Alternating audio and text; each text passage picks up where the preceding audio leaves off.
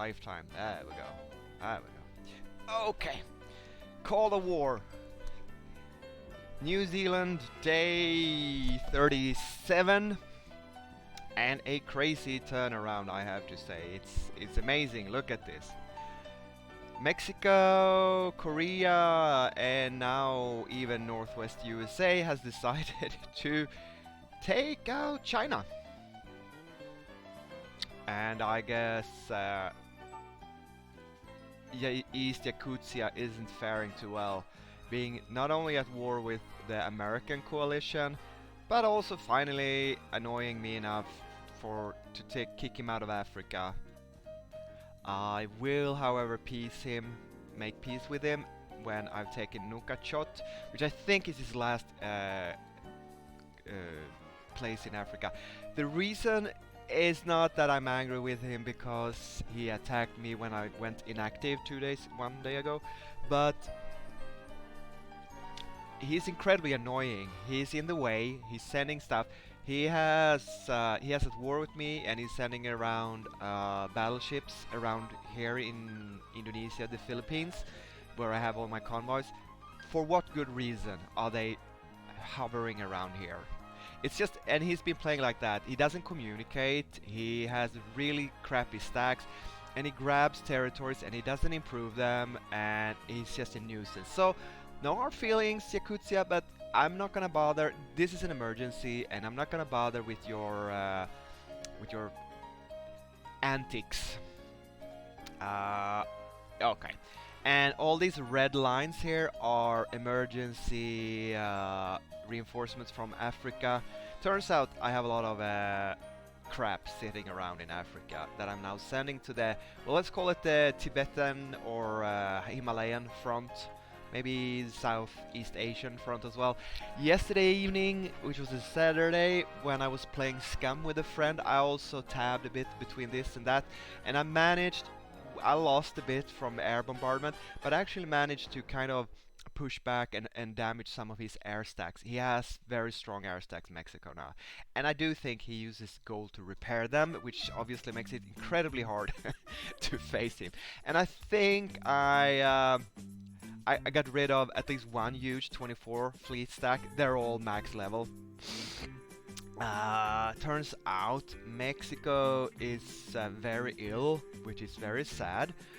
And he also played 500 bucks. That is dollar bucks, so this is American dollars. 60% off, and he spent 500 bucks. So I don't know if he spent it all on this match.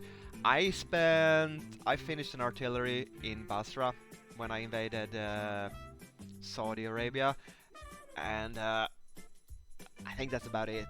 So I spent very little gold, and we are almost tied for points. So I guess I should be happy. Anyway, he's in first place point-wise now, Mexico.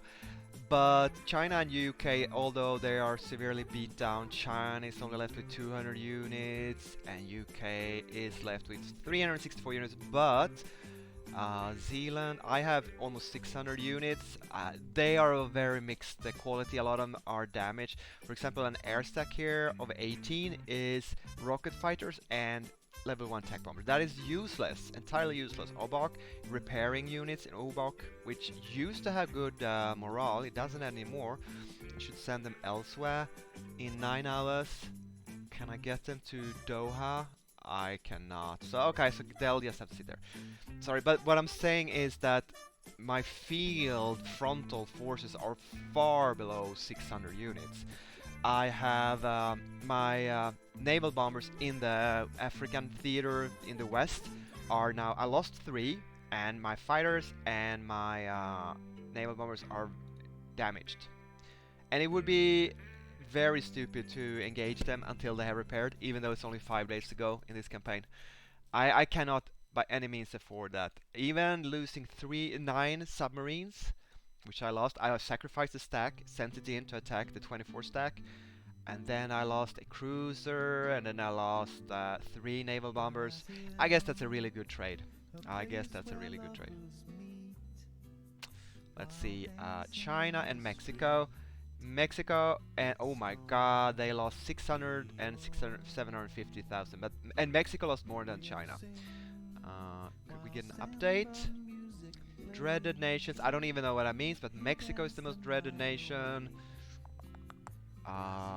Yeah, now USA has started to kick on China as well. Why don't we get an update? Oh, here it comes. Here it comes. I wanted to see Korea has really kicked. No, sorry. China has killed almost 3 times the number of Korean troops. That is good. Uh, Mexico, Yakutia. Well, Yakutia lost 134,000 to Mexico's, so that's 6 times. I am not surprised. Yakutia he doesn't play this game. New Zealand and Mexico. This is the war we're looking for. Yeah, I almost killed. Well, I wouldn't say 3 times. Well, nearly 3 times. And that includes him nuclear rocketing an entire fleet, which is a huge loss. So combat-wise, I've been doing great versus Mexico, but they really caught me off foot, off balance here in Southeast Asia. I have started to build some field fortifications in these mountains here in South Asia. I'm desperate to trying to hang on. I guess they're either sleeping or I kind of but the front is leaking like a sieve, and I would like to save China's territories. I don't even know. China doesn't have that many forces left. He's making an artillery armored push to the north, and UK is not interested at all in. He doesn't have any forces in Russia. He is setting up to strike Greenland. That is a bit worrisome. And they reported that Spain has no troops, like 11 units left, and China should really kick him out. I want him to have more points, so I don't want to take those territories. But I am sending all my as much anti-air units as I can to Himalayas to stabilize the front, and just gonna do my best, and we'll see what happens. I was bored with this match. I am not anymore. I can't tell you. Oh, I am building nukes, nuclear rockets. The good ones. They are a bit shorter range, but they cannot be intercepted. I have one on the map, and I have 4 in the build queue. They do take a long time to build though. Otavi, maybe I should upgrade this secret lab to level 5. It costs a lot of money. Costs a lot. Okay, I have a lot. I have rares. It costs fuel that I'm lacking. But you know, let's invest in nukes. So I have 4 nuclear factories. I captured a lot of level 5s, but some of them have a bit low morale. But they take more than a day to build, anyways. So, you know, before the game ends, maybe I can move. I hope. Okay, they're in Africa, and then I need to move them up to Asia and then use them.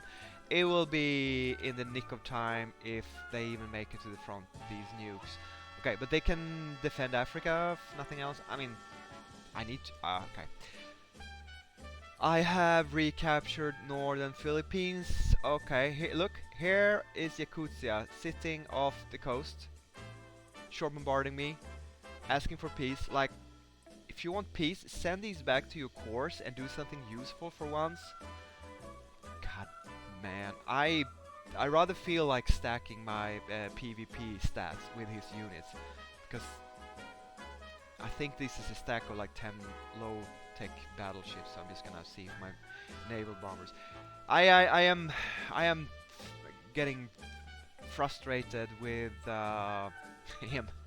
Right, but another good news is that my kind of reserve invasion fleet for South America, yeah, that's not gonna happen, is it? 9 heavy tanks and 8 armored cars. So all are aircraft bait. These are just cannon fodder for aircraft units, unfortunately. only one anti-air, but they're units, they're cannon fodder, they can stuff the line, they can sit behind in fortified cities and counterattack if he pours into this area. They are units, and oh god, that is sunny. Oh, sunny! Oh, I can see the sun. I haven't seen the sun in months. Jesus. Oh, look at that shine in the camera. That is crazy. Yeah, 10 minutes of bundle of joy. Sunday morning, report New Zealand, Call of War. Okay, day 37. I'll tell you this. I am relieved this campaign is drawing close to a close. This hasn't been as since I had two good allies in on this map. It's been, you know, it's not been that stressful. The other campaign I'm playing though, it's me against the entire world because of reasons.